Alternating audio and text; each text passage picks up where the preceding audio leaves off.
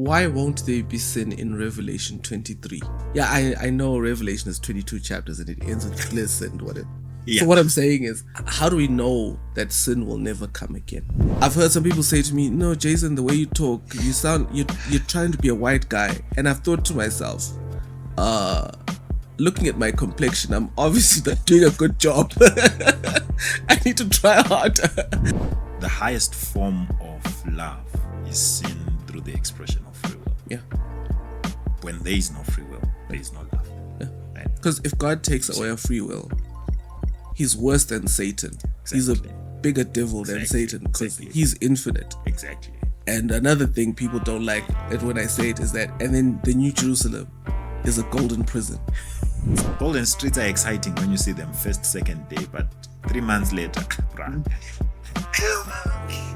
Then what? Yeah. What's next? You get the point. Yeah. What's next? And so this says something about ontology, which is the study of being. That being an angel is not a guarantee against sin. Exactly. So when we're talking about, so Usman is an angel. Yeah. We're not really saying anything. Yeah, it's not a guarantee. So if your husband, where you say you are my angel, it's not guaranteeing that you are perfect. You can miracles. That's the difference between miracles and magic. Yeah. Religion and superstition. Yeah. A miracle is, for me, is when God does something that you can't do for yourself. Exactly. And magic is when you try to manipulate God to do something that you should have done for yourself. Welcome to the Truth Talk Podcast, where we uncover the hidden truths and untold stories. The views and opinions expressed in this podcast are those of the host and guest, and they aim to bring light to the unspoken realities of life. The content shared here is for informational purposes only, and it is not intended to replace professional advice. Listener discretion is advised. Now, to the podcast.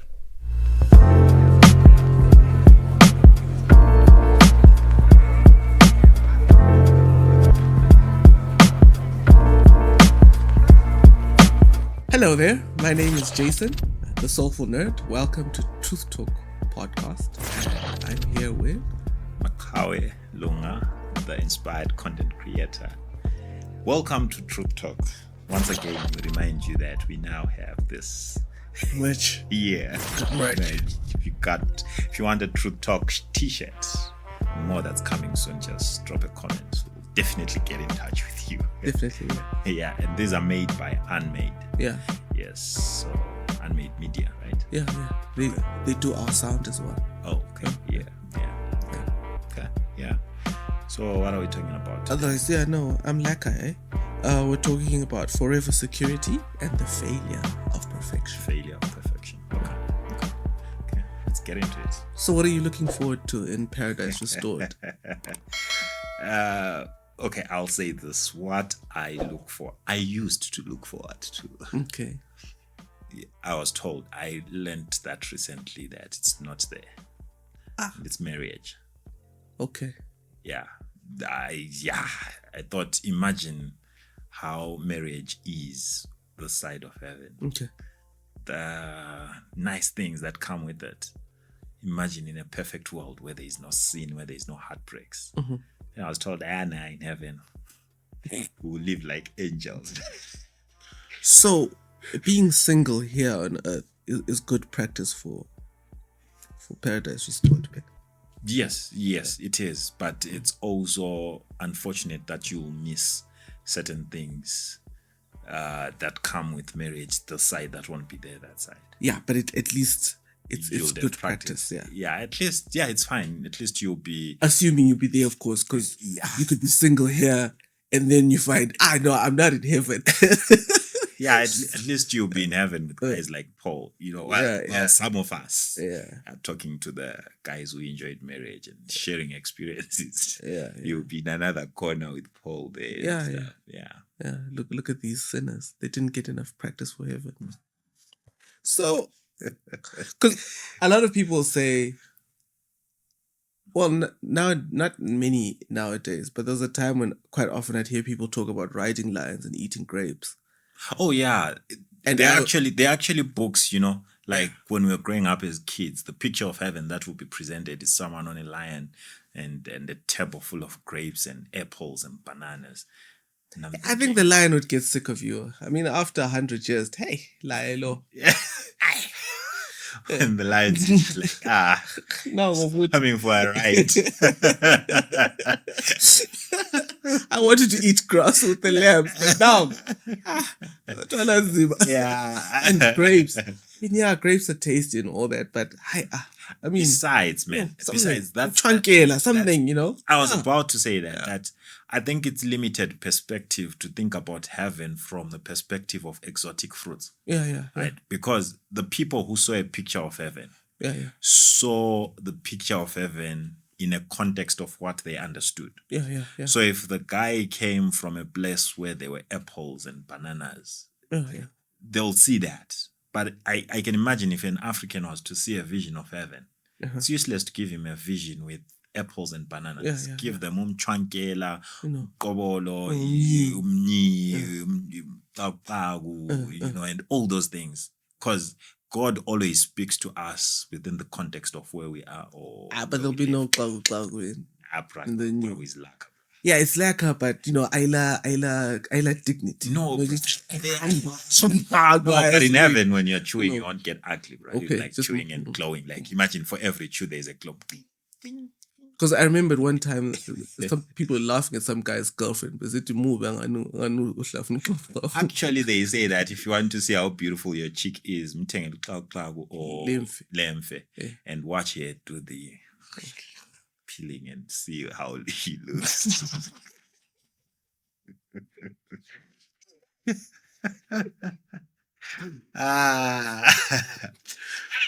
This is toxic.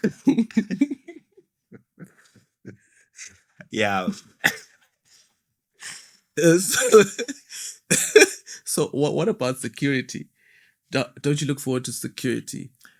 Not to worry about danger, no danger. Oh, okay. Mm-hmm. I never look forward to that. Okay. Because it's a given. Okay. That heaven is a place of security. It's a place of there's no heartache, there's no pain. So in as much as you look forward to the obvious things, because that's given, going to get that, right? Mm-hmm. But when I think, for me, why I looked forward to marriage is because the things I enjoyed here, I wished they could continue there. Okay. Right? Then the things that I don't have here, obviously, they're an obvious thing that if someone has gone through suffering, they look forward to a world without suffering. Okay. If someone, you look forward to those things, which is more like it's a given. But yeah, heaven is a place of security. So the next section is, why won't there be sin in Revelation 23? Yeah, I know Revelation has 22 chapters and it ends with bliss and whatever.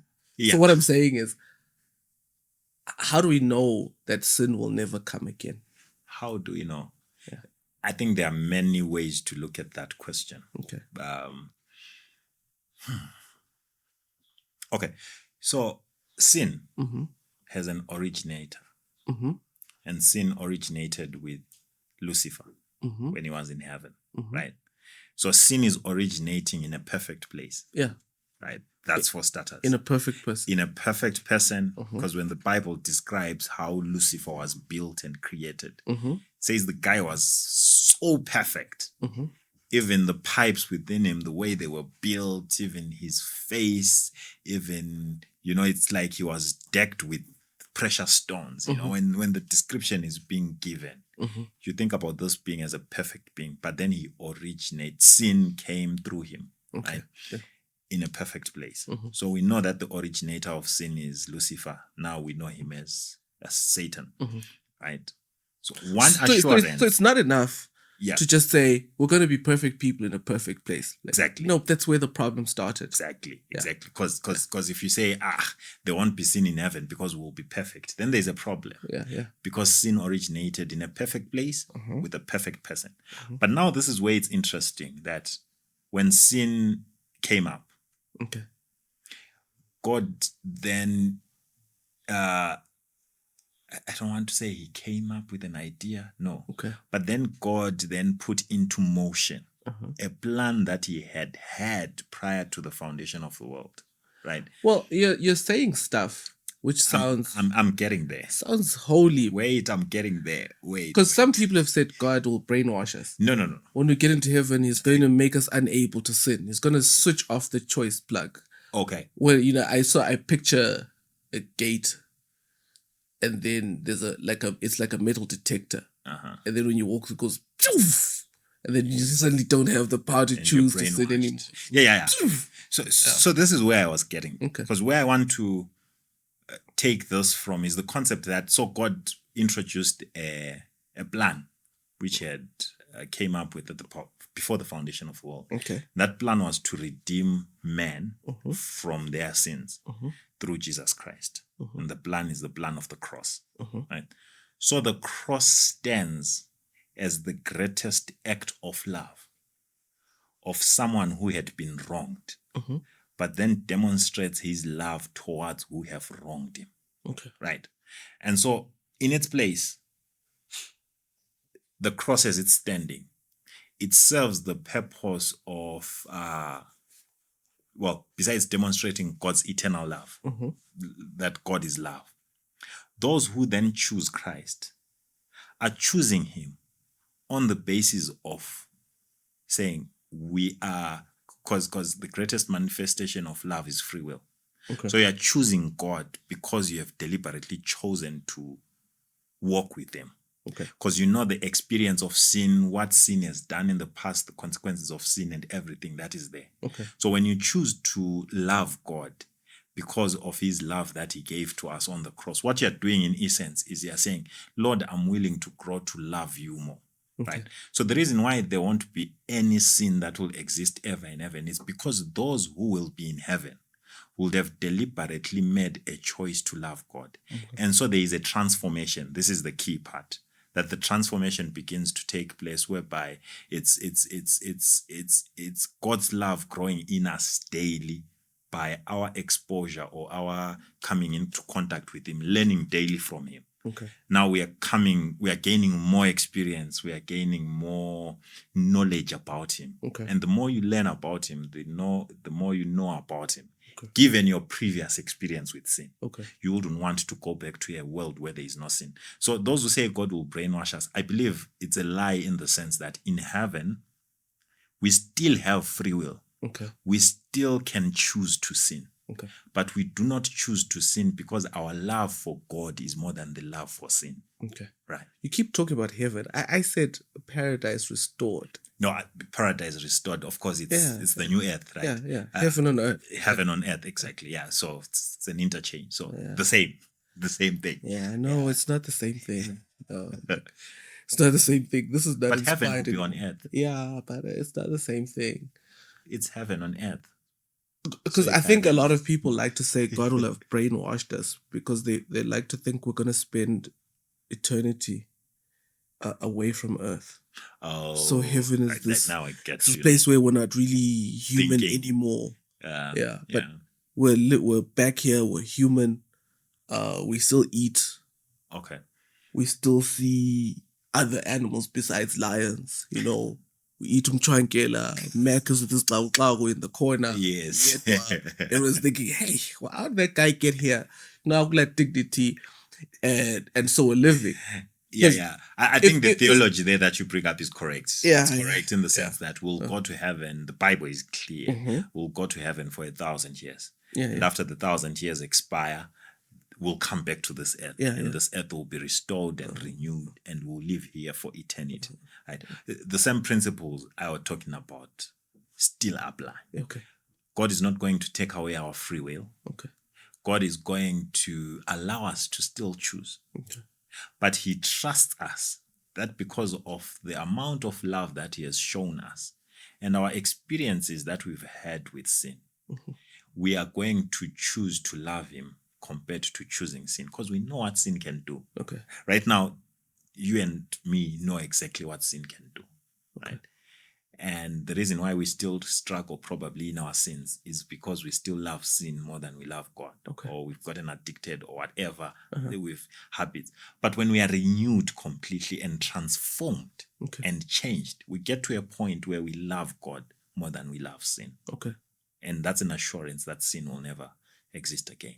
Okay. Because the problem I have with the brainwashing motif, of course, in church we don't use terms like that, brainwash. We say, no, we will be transformed into the likeness, and usually there'll be a lot of Latin words, and because somebody said we as a church we use big words when we want to say something mean, something horrid, so we hide them behind big words. So transformed, I know, what sanctified, Jason, you're looking at this with an earthly view and stuff like that. Like, look, guys, I'm sorry. Maybe it's because I'm a creative. I like to, and I have a reputation for being a straight talker. Okay. Which is a little unfair, but we're not discussing me here. Yeah. But it's essentially brainwashing. Yeah. And the problem I have with that is, I ask myself, why didn't he do that in the first place? Mm-hmm. Why give us choice? Then take it away. And then after all those years, take it away and end up with people who are outside paradise, those who will not be saved, who are headed for eternal damnation. And then you think, okay, look, if you'd taken away their power of choice, you could have had them here. So take away their power of choice. So why go through all this trouble just to... Exactly. And then also, can he really, if he takes away the choice, can he say, we love him? That's what I was about to ask to say. Can we say there is love when there is no free will? No, because if I can't say no, then my yes is meaningless. A couple of years back, one of my wives, one of my wives. No, it's fine. It's fine. Look, we're black, and this is Africa. We're black. I've heard some people say to me, "No, Jason, the way you talk, you're trying to be a white guy." And I've thought to myself, looking at my complexion, I'm obviously not doing a good job. I need to try harder. But we're black here in Africa. Your brother's wife, your older brother's wife, is your wife too. Yeah. So one of my wives. One of your wives.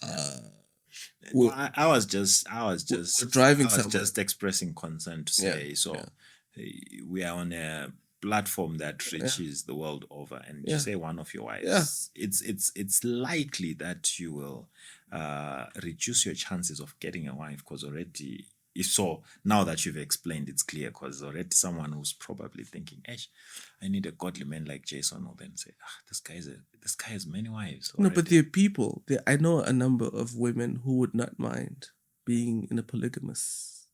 I think that's a discussion for... Yeah. That's a discussion for we need to do a whole season on Mjolo. A whole season. Once we're done with this, we need to do a whole season on Mjolo. Yeah.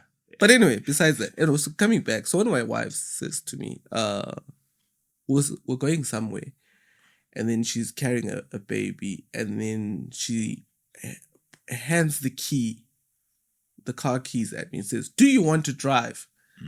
So I think to myself, okay, Lava, it's a choice that's not a choice. That's not a choice. Because what am I going to say? I mean, it's a bit obvious. So there wasn't any choice. So we're talking about it later and we're laughing about it. So I said, it was an instruction that came as a question. And then she laughed and she says, I can see you're ready for marriage. Well, a couple of years later, I'm still not married, but she was obviously mistaken on that one. But I think we often present God that way. Do you have a choice? I got into an argument with. Well, they were arguing with me. As I got into I was discussing. So it was a discussion / argument, and we're talking about baptism. And I said, look, if you're gonna force your child to get baptized, then you can't talk about it as if it were a choice. Of course. Because I mean, it's the moment there is force, duress, or whatever, then it's not a choice anymore. Right. So the highest form of love is seen through the expression of free will. When there is no free will, there is no love. Right.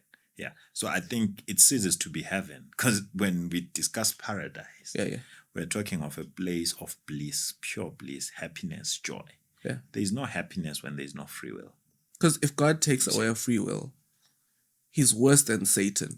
He's a bigger devil than Satan, because he's infinite. Exactly. And another thing people don't like it when I say it is that, and then the New Jerusalem is a golden prison. It's nice and everything. There's lions, grapes and everything. But the truth is, grapes the truth is, it's a jail. I think it's a jail. Yeah. That's the truth. Yeah.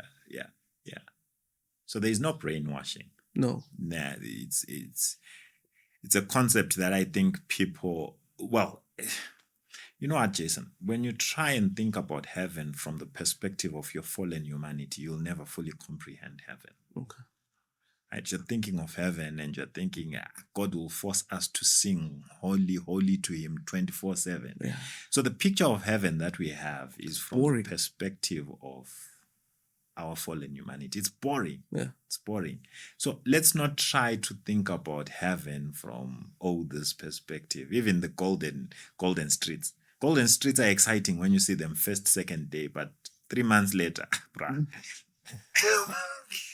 Then what? Yeah. What's next? You get the point. What's next? So we should start thinking about heaven from a more deeper perspective than what we always talk about: golden streets, golden mansions. You know, when you first build your house and it's beautiful, right?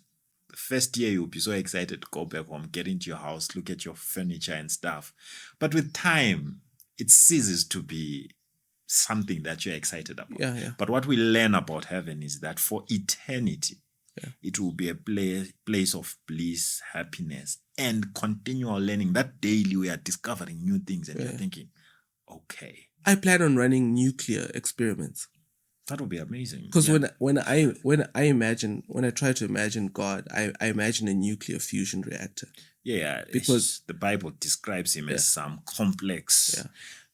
And a fusion reactor is the most powerful thing I know. So if I'm gonna imagine the most powerful being I know, I'm gonna imagine nuclear fusion. You know, the sun, our stars are basically fusion reactors. Yeah. So I imagine God like an eternal explosion. And exactly. Man, that'll be something. Imagine heaven from deeper things like you're saying, you're imagining running your nuclear experiments, right? Imagine getting an opportunity to study other planets. Imagine about the things that you do not know now, the complexity of the genetic makeup of a human being. You know, how you can be able to have a blood pump that pumps blood for the rest of your life without running out. You know, of course, sometimes we have heart failures because of sin and stuff. But the complexity of the mind itself, right? Imagine you are given eternity to study the mind, the stuff that you're going to come up with. So unfortunately, come up with AI that doesn't sound sterile. Come up with AI that doesn't sound sterile, and that's where we want to go. That we need to think about heaven as more of a bigger thing. Let's not allow ourselves to be brainwashed now and think about heaven as something that is boring. You know, but heaven is something that's cool. Let's take a break. Okay. We'll come back and talk about it. Okay. Sure.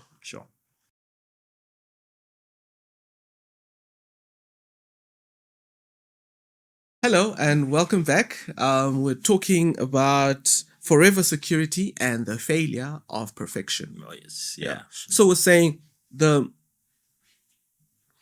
issue here is, how can God guarantee eternal security without enslaving us? Okay. How does he make sure that we obey him but freely? How can they live? That's what we're about today. The best way to make someone obey you freely is to allow them to choose freely. I mean, yeah, that's the starting point. But then, yeah, how do you know that they'll choose? Because I think even when it comes to Mjolo, that's the issue you face. That I have to let this person choose freely. Yes, but I'm afraid do I know that they are going to choose me over and over again. Yeah, it's a risk. Love is a risk. Yeah. If we think of love as a guarantee, then we have a problem. But God says, I guarantee you.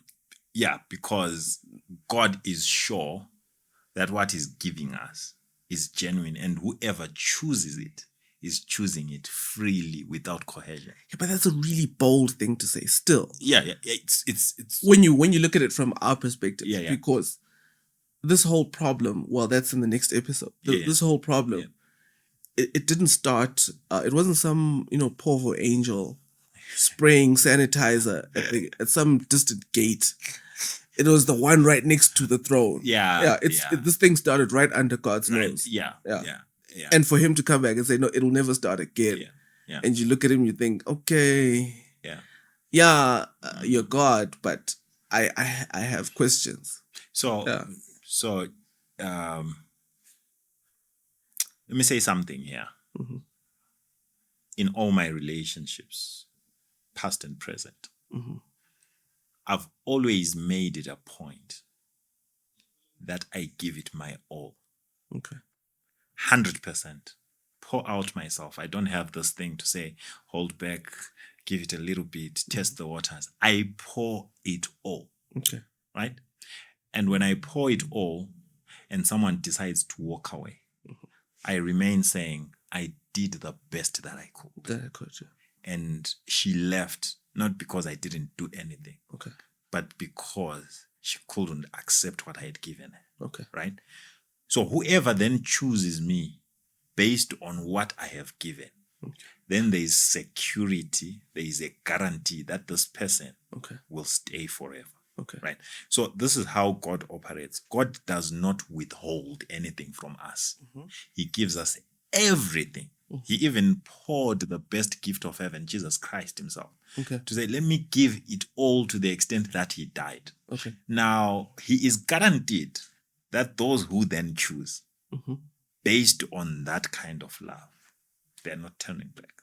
Okay. Right? So that's the guarantee that God has. He's speaking from a perspective of knowing that I've done everything I can. Okay. Right? So it's up to them to choose. That's why He still doesn't force us. Okay. He gives us an opportunity to still choose. No, that's incredible. Yeah. Because our next section is complete reconciliation. Okay. Complete reconciliation. Yeah. So, I'm reading Colossians 1, verse 19 to 20, the Free Bible version. And it says, God was pleased to have His full nature live in Him, and through Him brought back everything in the universe to Himself, since He made peace through the blood of His cross, through Him reconciling all those on the earth and in heaven. So already when you read that, it says Jesus' death. It reconciles. It brought reconciliation. Yes. But it's not about changing God's attitude towards us. Because for a lot of people believe that God wanted to roast us.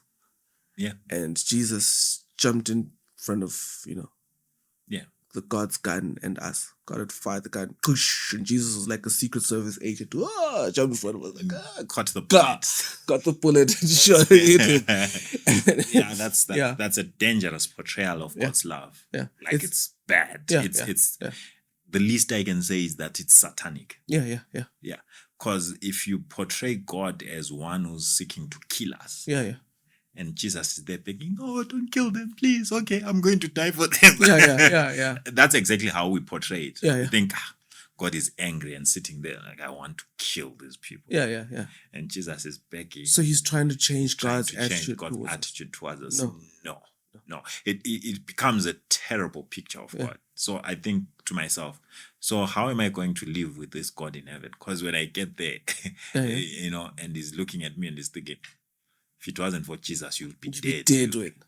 already it messes heaven up. It messes the picture of heaven up. Yeah. So I think it's dangerous to think in such terms. So what we need to understand is that God's love for us has never changed. Okay, never changed. Listen to this one. Yeah. The first time we see God after sin, we see him chasing after sinners. Yeah. Because Adam and Eve have sinned, they are hiding. Yeah. And the Bible says, and Adam and Eve heard the voice of God walking in the garden. Okay. And what is God doing? He's not coming as one who's accusing them.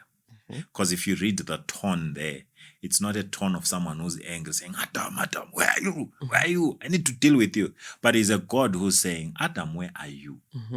So the first time we see God after sin is a God who's chasing after sinners. Okay. That has always been his attitude. He's always chasing after us. Okay. Always chasing after us, seeking to bring us back to him. Okay. So Jesus is coming as the mediator, not as one who's begging. No, the mediation is a covenant mediation, whereby he's paying the price out of love to die where we were supposed to die, not to die where we were supposed to be killed by God, but to die where sin was supposed to what? To annihilate us, right? And Christ is coming and saying, I'm taking the place of these ones. I'm dying in their place. Okay. Yeah.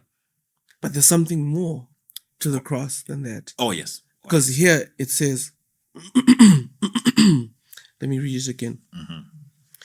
Through him, reconciling all those on the earth and in heaven. Now that's a radical idea. What do you mean? Who in heaven would need reconciliation? So even beings in heaven, the angels themselves, the cross has a significance to them. Yeah. They didn't sin. Yeah, no, they didn't. But the cross is coming as a reconciler. Yeah. Not just God and us earthlings. Yeah.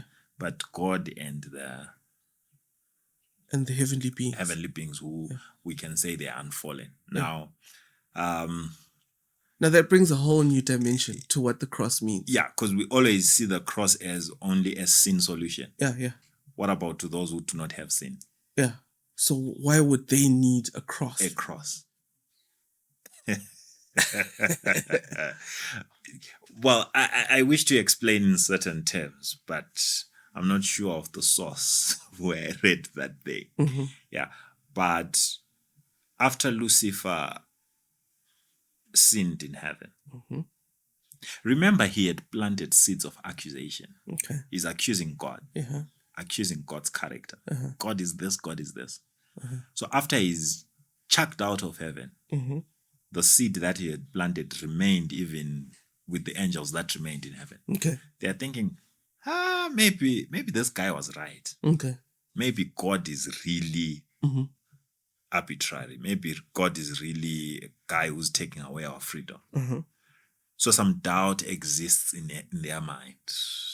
Doubt is a limited term. No, but I'm speaking it from our perspective. No, I mean, let's be fair on these guys. Yeah. You've never heard a lie before. Exactly. Right? You don't know what a lie is. And then somebody starts lying. And then you're obviously going to have some sort of question. Questions. Yeah. That's the word I was looking for. Yeah. So instead of saying they had doubts, let me say they had questions. Yeah.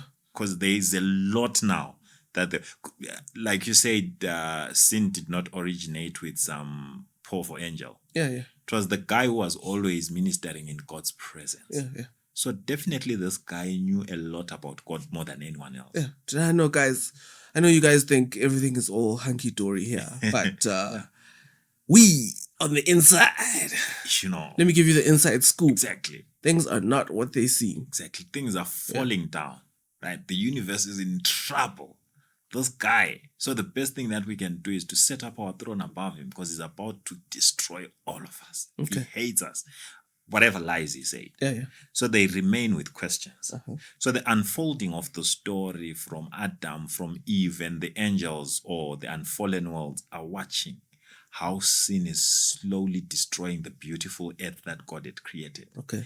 They are watching destruction, death, war, pain, hunger, whatever, and they are watching how this Lucifer is deliberately snatching parents away from their children. They are dying untimely deaths, and all that he's watching. Okay. And now Jesus is born. Uh-huh.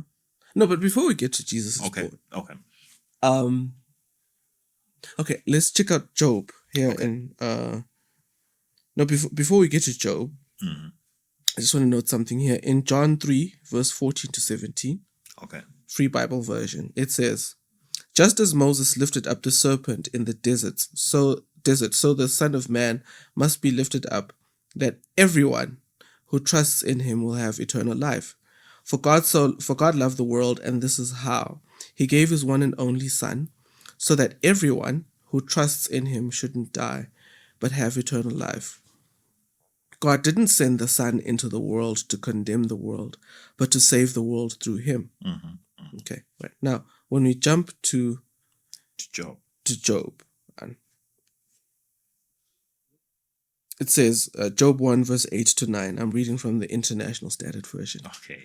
Today we have the ISV. Recently acquired. Okay. And it says, "Then the Lord asked Satan, 'Have you considered my servant Job? There is no one like him on earth. The man is blameless as well as upright. He fears God and keeps away from evil.' But in response, Satan asked the Lord, 'Does Job fear God for nothing?'" Okay, so when we look at Job, because we looked for the past few episodes. Somebody, because we're talking about how the angels, the heavenly beings, would have had questions. Yeah. And that would be that's an uncomfortable thing for church people to hear.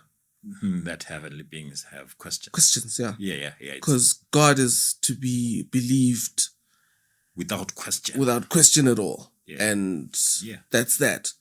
And only bad people ask God questions. Yeah. Only naughty people ask God questions. Like you. Yeah.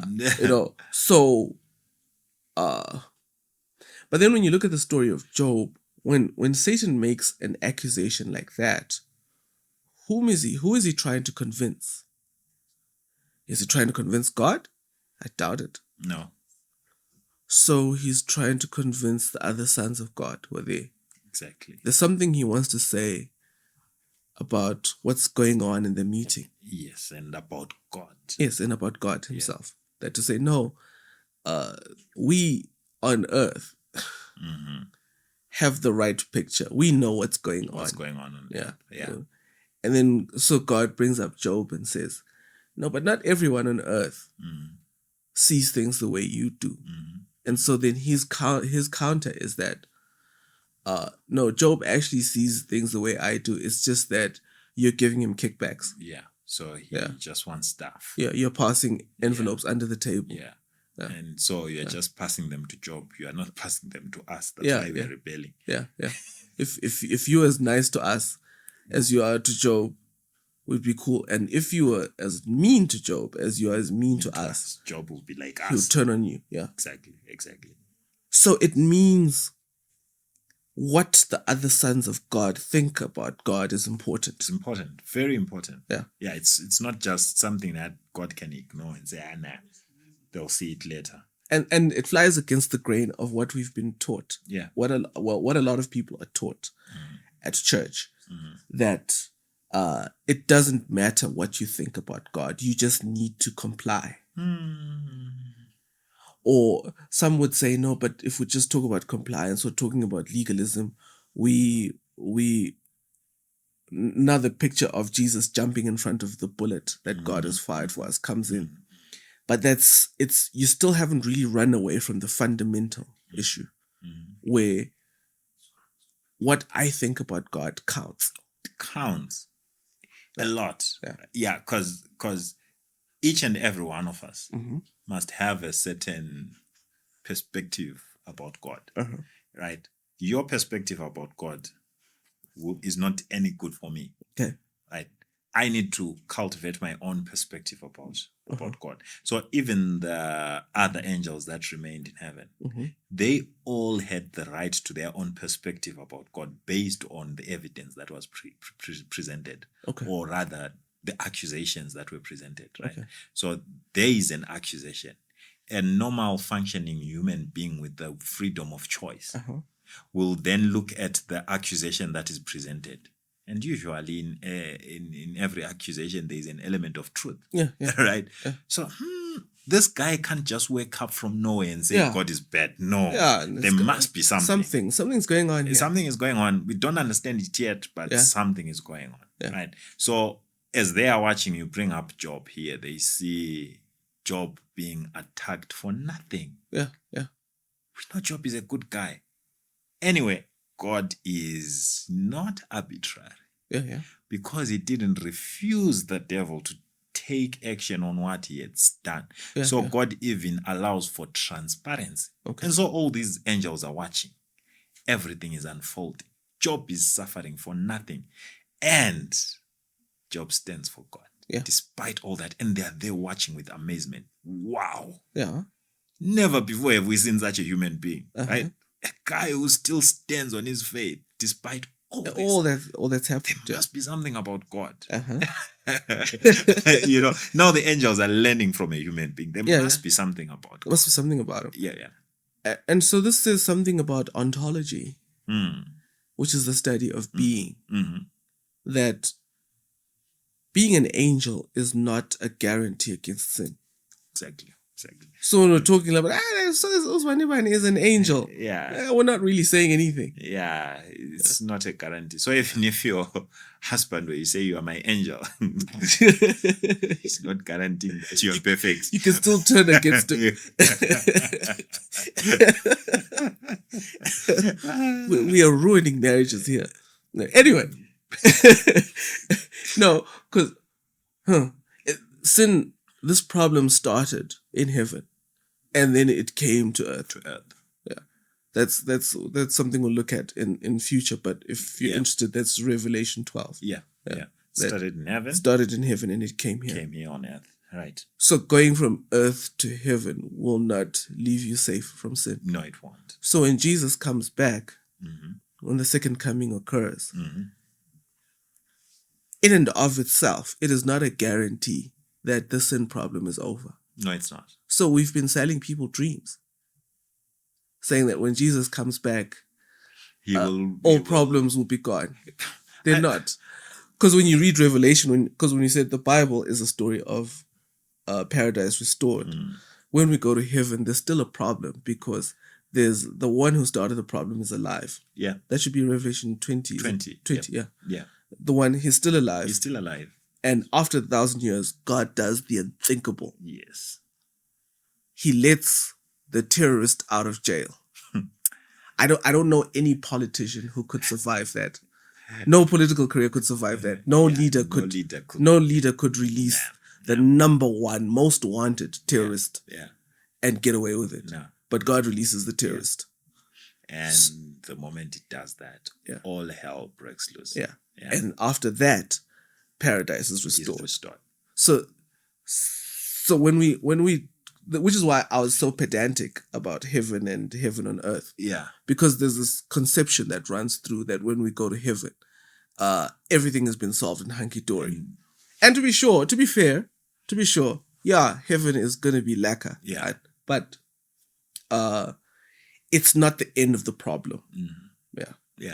What, as you're describing this whole thing, one thing that stands out about God for me, besides his love, is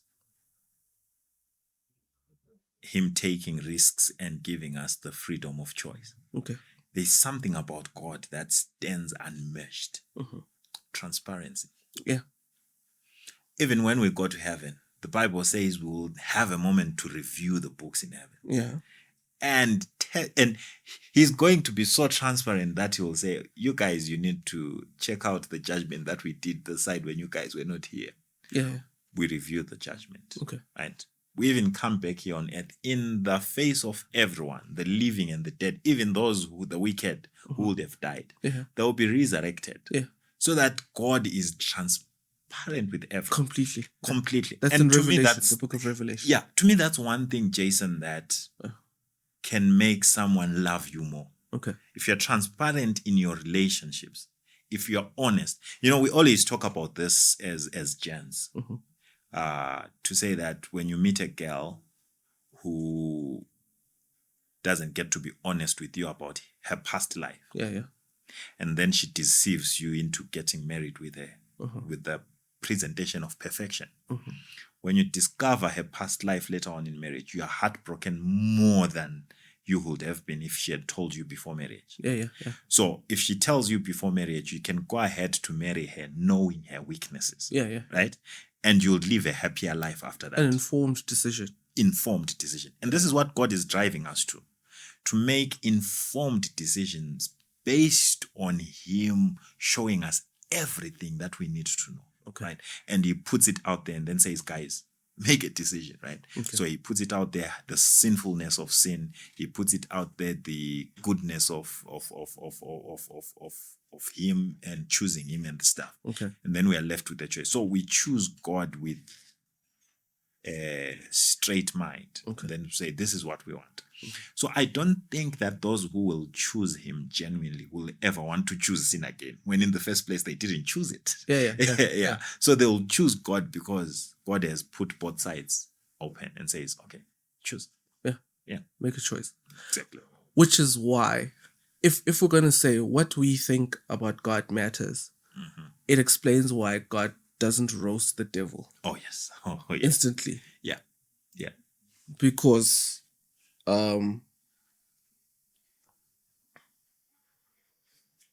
even in the absence of the devil, if we're not fully reconciled to God, where there's one devil, there are going to be billions. Yes. In heaven, there was no devil. Yeah. But devil arose from nowhere. Yeah.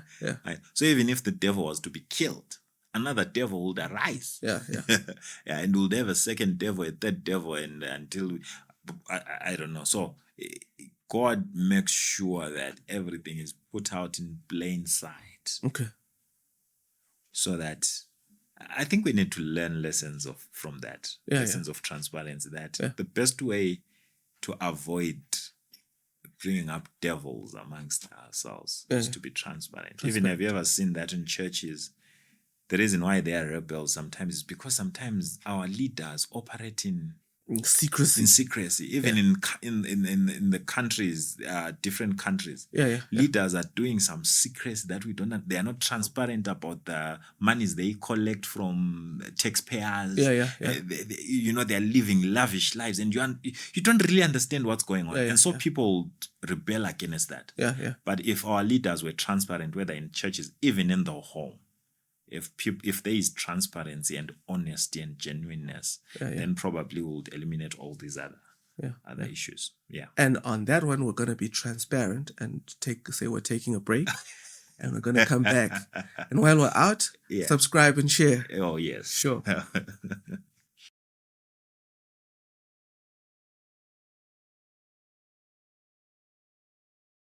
Hello, and welcome back to our last segment on our episode, Forever Security and the Failure of Perfection. Yes, the episode after the fall. The great fall. So this section is deceptive gardening. Deceptive gardening. Yeah. I'm reading from Genesis 3. Yes. 1-5. Okay. New English Translation. Okay. So it's a must that in each and every episode we must have at least 3 or 4 translations. Yeah. Okay. The more the merrier. Okay. Okay, so now the serpent was more shrewd than any of the wild animals that the Lord God had made. He said to the woman, "Is it really true that God said, 'You must not eat from any tree of the orchard'?" The woman said to the serpent, "We may eat of the fruit from the trees of the orchard, but concerning the fruit of the tree that is in the middle of the orchard, God said, You must not eat from it, and you must not touch it, or else you will die. The serpent said to the woman, Surely you will not die, for God knows that when you eat from it, your eyes will open, and you will be like God, knowing good and evil. Is it actually true that God said? Yeah, so we're back to that clever, stupid question. Yeah. But here's the thing. Sin is the symptom. Well, the transgression is the symptom that came out of the misapprehension of God's character. Okay. Sin. Before she could eat the fruit. Before she could sin. Yes. Okay. The serpent had to change what she thought about God. Because remember we said before that what you think about God matters. Yeah. That's where I actually wanted to go to say. So did the serpent change what she thought about God? Or the serpent helped her to push the doubts that she had about God already before the serpent came? Well, you'd have to ask her. Because the story doesn't say. Yeah, the story doesn't say, right? What I'm thinking is the devil does not know what you think. Yeah. Number one. And number two, usually when the devil comes with temptation, he usually comes with those things that we are already grappling with. That's why I'm thinking that temptation happens when the desire outside lures the desire within. Okay. So the desire outside then connects with the desire within. Something I think it's in James. What does it say? God cannot be tempted. It's tempted by evil. Okay. But you are tempted when you are drawn away by your own desires. Okay. No, it's just a thought that I'm having. That is it possible that Eve, the fact that she lingered long on the forbidden tree, means she already had questions about. Maybe she was asking, what's going on here? Then the devil comes and pounces on her already questioning mind about the picture of God. And Then the devil then changes her mind rather. Well, we can come to that, say changes or gave her things that she wanted to hear. Yeah, it's possible. I'm still on that the picture of God that we have or what we think about God matters. Yeah. So sometimes it's good not to entertain certain thoughts that are clearly dangerous. Okay. It's good to question. Yeah. It's good to want to learn more. Yeah. But sometimes what's the use? I've heard people ask, where did God come from? Like, what's the use of asking that question?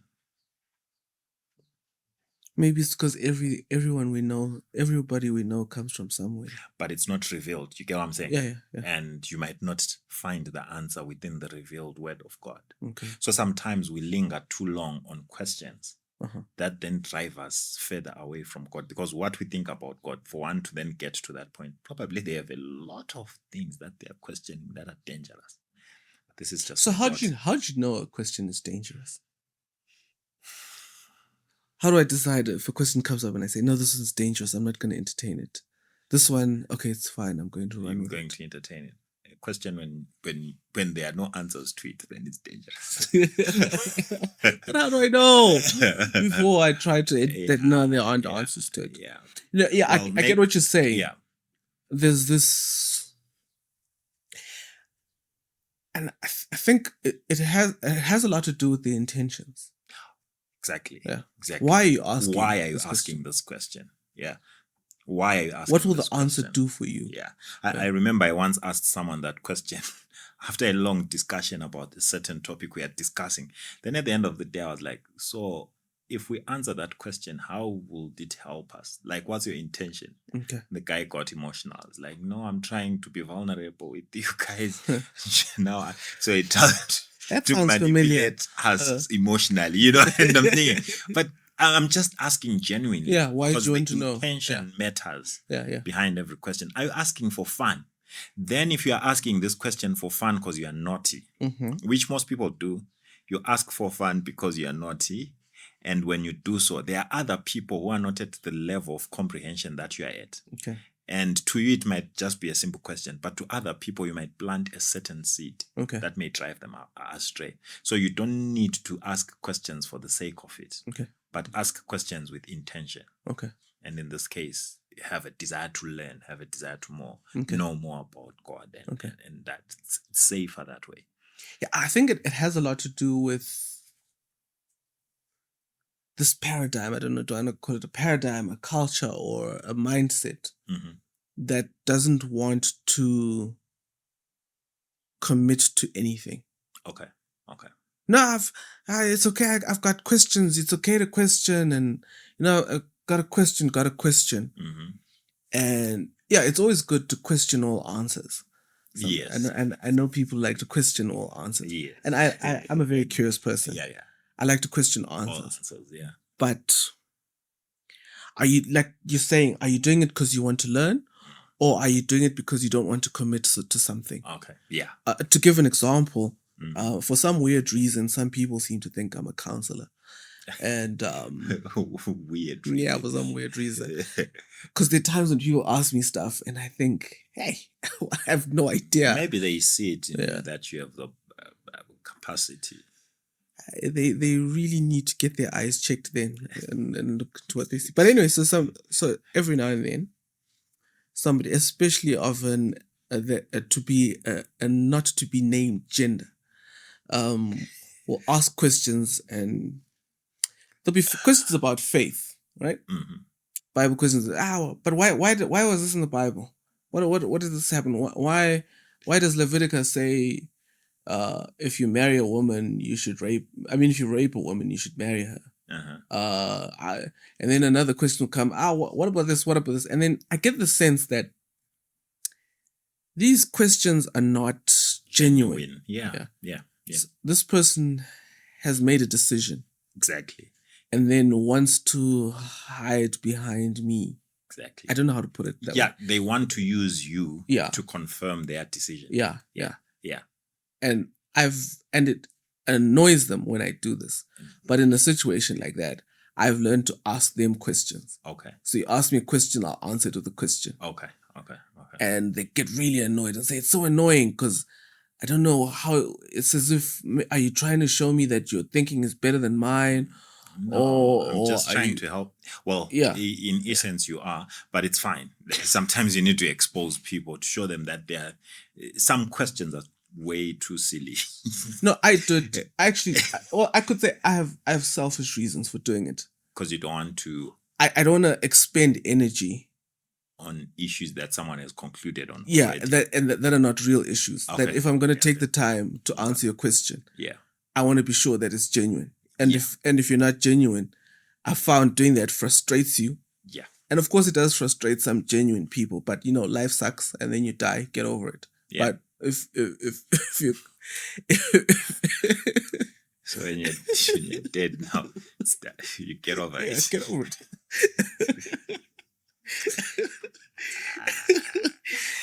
But in the end, because I don't think it's my duty to use a lot of time and energy answering a question that's already been answered. And there are some people who I told one of them this, that your questions they sound like, you make them sound like multiple choice questions, but you've already chosen the answer. Okay. And if I give a different answer, you'll try to take it back to the answer. And I find it's a waste of time. Yeah, it's a waste of time. And then you decide. Yeah. So you have to interrogate the question and ask, what are my motives for asking this question? Yeah. Because also another thing you have to remember is that there is no right answer to a wrong question. Mm-hmm. So when I want to talk about that in a naughty way, I tell the person that I disagree with your question. Okay. Yeah. Disagree with the question. Yeah, I disagree with your question. Okay. Now, for instance, if I were to ask you are telling me how to question my question. Yeah. Because if I were to ask you, did you feed your pet dragon this morning? Yes or no? That's the wrong question. No, but answer the question. Yes or no? This is what people say. Answer the question. Yeah. It's a simple question. Pet dragon. Who told you have a pet dragon? Yeah. Okay. So that's what we call fallacy of the assumed premise. Yeah. Or something like that. Yeah. So you're assuming that I have a pet dragon. There is no right answer to that question. Maybe that seems too abstract. Yeah, there is no right answer. Let's bring it home. Yeah. Makawe, have you stopped beating your wife yet? Yes or no? Yes or no? Sir, you know either you stopped beating her up or you haven't started. They're not answering the question. You're not answering the question. Yeah. No, I get what you're saying. So, and the moment you try to answer a wrong question, you get into trouble. Yeah. Did God say you should not eat of any of the trees in the orchard? And that's a wrong question already. It's a stupid question. Yeah. So the moment you try to answer it, you're stuck. So stupid questions usually in religious matters are meant to depict a bad picture about God. Yeah. Jason, when are you going to get married? Stupid question. When are you going to die? Yeah. I don't know. It's like, no, I'm responding to the one who's asking me when are you going to get married. Also, when are you going to die? Your age mates are dying and you're still alive. Just like they say your age mates are getting married. Your age mates are dying. So your age mates are dying. You fall to man. Why asking you when are you dying? Yeah. No, it's a wrong question. So I found the perfect answer for some questions like that. And the perfect answer is don't know. No. Or somebody says, get married. Say, yeah. Sure. Sidla nini nyama? Lamangazi. Yeah, I once told someone that. I said, no, I checked in the supermarket. Let me not say Ipo ni nyama. Yeah, that's the light version of what I said, but I don't think that person likes me up to today. But people just stop asking. It's fine. When are you having a child? Yeah. Right, and such questions usually you don't have to answer all questions. Yeah, they usually assume that everything is okay. And imagine asking a question like that to someone who's been struggling for years, having miscarriages, trying to have a baby. You say, when are you going to have a child? Yeah. And this person has been struggling, trying to have a baby. Tears on her pillow every night because of miscarriages. Yeah. So some assumptions that people have with certain questions are really the best is to keep quiet. So not only in the personal realm, which we've brought up, but in the spiritual but when we talk about spirituality and stuff, there are dumb questions. I've heard some teachers, some Bible teachers stand up and say, no, remember there are no stupid questions. And I've thought, and you're saying that at church because we're at church. Yeah, I've heard quite a few. So I just say, no, look, you can ask if your question or your answer is dumb, we won't laugh at you much. At least I'm honest. Yeah, at least you're honest. We laugh just a little.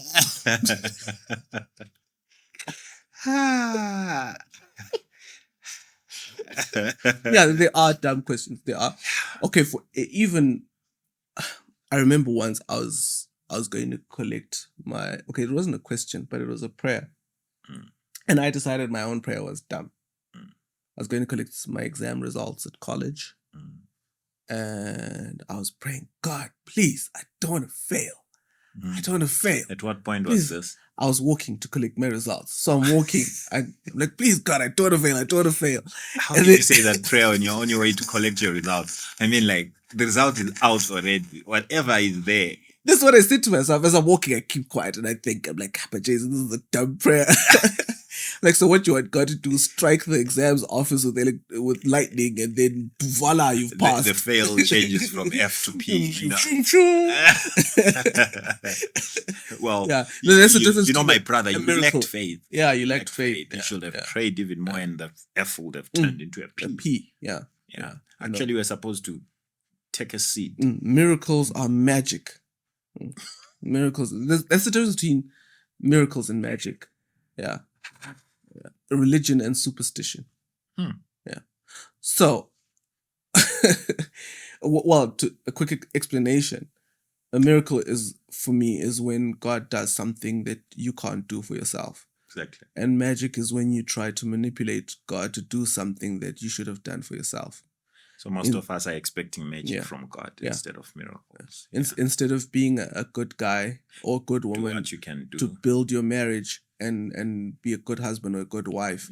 You go and look for mixed herbs that you don't find at the supermarket, and you put them in food so that you can circumvent the hard work you have to do to build a good relationship. Yeah, or this generation, when you talk about that, this generation, we are so lazy. And we are so desperate and want instant things, right? Yeah. So God requires us to do background check when looking for a girlfriend. Do your background check. Do your character analysis. Try and know who this person is and likes. But all we do is to want to circumvent all that and say, God, you'll do a miracle. You are my CIO. You do the investigation for me. You are my spy. So I'm just coming to you in faith. I'll marry this person, whatever he is, whether I don't care about his character and stuff. The moment I get married to him, he'll be a good guy. Okay. Yeah. And you run away from your duty. Yeah. God, He gave you a frontal lobe for a reason. And this is why we have a problem. Because God did not, have you ever heard about the theories of we were destined to be together? Yeah. I'm waiting for Mr. Right, the one. The one. So we think God is just in the business of forcing people on us without us making a choice. Then the free will is taken away. Yeah. But God expects you to do your part. Yeah. And then he blesses the choice that you would have done. Hey, we need him Cholo season. So I can see it already. But yeah. Interviews and all that. Oof. Yeah. I already have people that I wish to see as guests on this podcast when it comes to the Mjolo season. I have people I don't want to see as guests.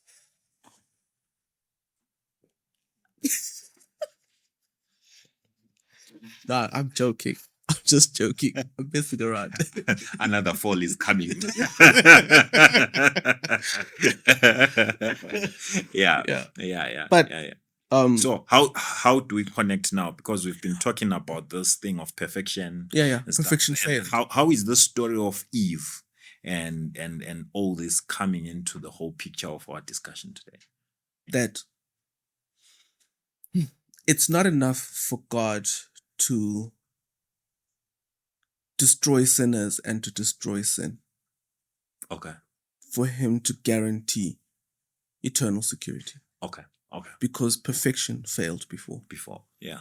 And you can see it here in the story that sin sits on the misapprehension of God's character. Exactly. So sin is not all about eliminating the sinner. Yeah. But it's all about correcting the views or the pictures that people have on the character of God. Yeah. Okay. So a lot of people like to talk about going to heaven. But a lot of them don't believe they have to like God to go. To go to heaven. Just as long as I've checked the boxes. Yes, the boxes, Then I'm going. Yeah. Which is like in the story of the rich young ruler. The guy comes and God says, keep the commandments, you remember. And the guy says, I've done. Then God says, okay, the other commandment says, if you love me, right, how can you love God that you have never seen? When you don't love the brother that you have. So he's now being tested on that. So he's being told, sell everything that you have and give to the poor. And to him, his relationship with God was okay as long as he was fine with God. But not fine with fellow men. Right? So that's who we are. It's shallow. Exactly. It's shallow. But God wants us to have a deeper understanding of him, a deeper appreciation and comprehension of who he is and what he expects us to be. So here he could have killed Adam and Eve. Remember the command was saying, if you eat, you will die. But if he had eliminated Adam and Eve, he wouldn't have eliminated sin. So he allows the story to progress and to teach the people the right picture of God, to help them better understand who God is and what is he all about. That's profound. Yeah. I wrote here in my notes, the cross is about more than God stopping himself killing us. The cross is about stopping us rebelling against God. That's profound. That's profound. Yeah. So we come back to Colossians. Yes. 1 verse 19 and 20. Initial verse that we read. That on the cross, God, through Jesus, was reconciling all things. Yes. All to himself. All things. Just on everything. earth and in heaven.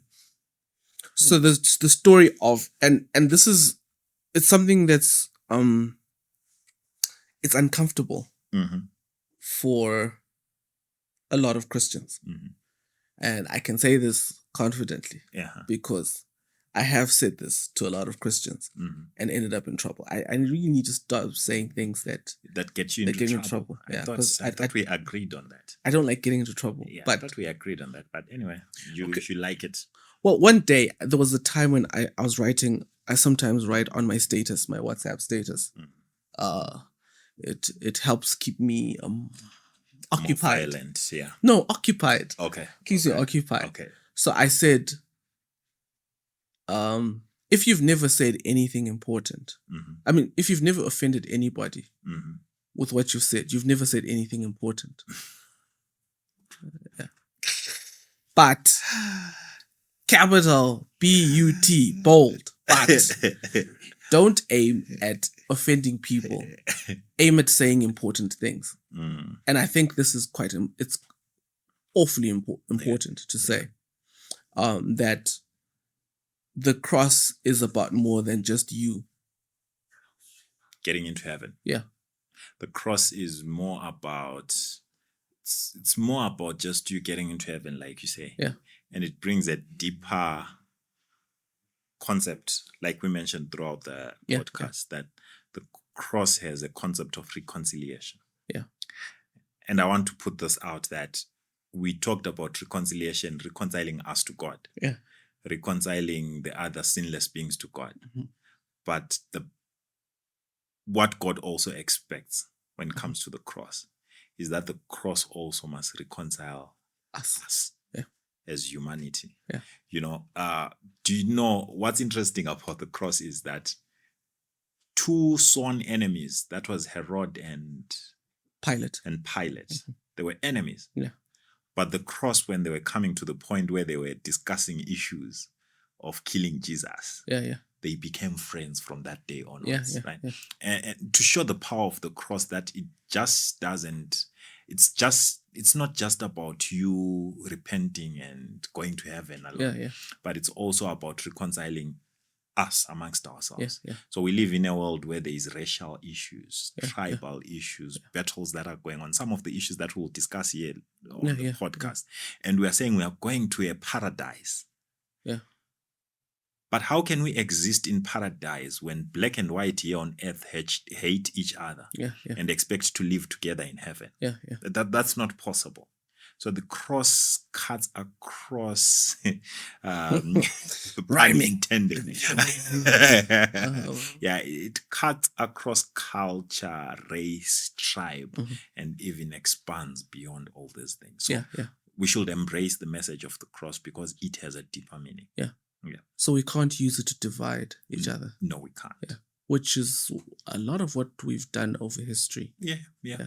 We've used the cross as a weapon. Yeah. When it's not. There are actually churches that don't see eye to eye. Yeah. Yet they claim to be level at the foot of the cross. Yeah. There are genders who don't see eye to eye, but they claim they are level at the foot of the cross. They are employers and employees. Oh, man. Those are serious issues, right? It's very uncomfortable. Very uncomfortable issues. And what we don't realize, according to the story that you read at the end here, Adam and Eve got divided and they started playing the blame game. Yeah. Because there is a guy who came in between them and divided them. Yeah. Christ came to reconcile. Yeah. The devil came to divide. Right? So we don't realize that as we are pushing for women's rights, women's empowerment, these are issues that are destroying the very foundation of family. Even red pill men going their own way. Men going their own way. We don't need women. We don't need women. Men are now saying we don't need women. Women are now saying we don't need men. And we don't realize that it's the devil's goal to divide us. Yeah. Yet God wants us to work together, because a strong family breeds a strong community, which breeds a strong society, which breeds a strong nation. Yeah. Right. And if the things fail at family level, everything fails. That's why God then wants to unite us, so that in the new heaven and new earth paradise, we are one family, united together by the love of God. And we are not just one family as one family of earth, because we think that will be just earthlings living together as one family. No, but we'll be united as one family with all the other unfallen worlds. So the whole universe will be one family. And that's what God is driving us to. Yeah. Man, that's incredible. Yeah. But then we need to talk more about this guy. Who is he? Where did he come from?